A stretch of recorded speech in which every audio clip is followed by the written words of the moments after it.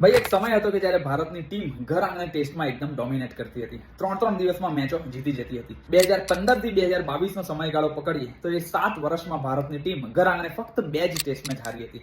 Just imagine, ફક્ત 2 જ test match. જ્યારે કોચ ગૌતમ ગંભીરની લીડરશિપમાં રમાયેલી છેલ્લી 6 ટેસ્ટ મેચની વાત કરીએ તો એમાં ઓલરેડી 4 ટેસ્ટ મેચ ભારતની ટીમ હારી ચૂકી છે. પહેલા ન્યુઝીલેન્ડ વાળા ઘર આંગણે એને વ્હાઇટ વોશ કરી ગયા હતા અને હવે WTC ચેમ્પિયન સાઉથ આફ્રિકાની ટીમ પણ ભારતમાં આવીને ટેસ્ટ મેચમાં હરાઈ ગઈ છે. આ બધી જ હાર પાછળ જો એક કોમન ફેક્ટર રહ્યું હોય તો એ છે સ્પિન બોલિંગ સામે ભારતની નબળી બેટિંગ. ન્યુઝીલેન્ડ સામે પણ તમને યાદ હશે કે તેમની સ્પિન બોલિંગ સામે ભારતની બેટિંગ એકદમ જ સરેન્ડર થઈ ગઈ હતી અને હવે સાઉથ આફ્રિકા સામે પણ 100 રન કરવાના પણ ફાંફા પડી ગયા હતા. સાઉથ આફ્રિકાએ આપેલા 124 રનના ટાર્ગેટના જવાબમાં ભારતની ટીમ ફક્ત 93 રન ઉપર જ ઓલ આઉટ થઈ જતા આફ્રિકાની ટીમ આ સિરીઝમાં 1-0 થી આગળ થઈ ગઈ છે. કેપ્ટન શુભમન ગિલ ઓફકોર્સ તેમની નેક ઇન્જરીના કારણે પહેલી ટેસ્ટ મેચમાંથી બહાર થઈ ગયા હતા. તેઓ હજુ પણ હોસ્પિટલમાં એડમિટેડ છે. રિકવર તો થઈ રહ્યા છે પરંતુ બીજી ટેસ્ટમાં રમશે કે નહીં એ હજુ પણ મોટો સવાલ છે. એટલે કોચ ગંભીર સાહેબના એક્સપેરિમેન્ટ્સ હોય, ટર્નિંગ ટ્રેક ઉપર રમવાની જીદ હોય કે પછી ભારતીય બેટ્સમેનોની ટેકનિક. જો ભારતે સાઉથ આફ્રિકા સામે આ સિરીઝ ડ્રો કરવી હશે તો આ બધા સવાલોના જવાબ તો શોધવા જ પડશે. શું લાગે છે ભાઈ તમને? ક્યાં કાચા પડ્યા સાઉથ આફ્રિકા સામે અને કેમ ઘર આંગણે આપણે ટેસ્ટ મેચ હારી રહ્યા છે? એના નીચે કોમેન્ટમાં લખીને ખાસ જણાવજો.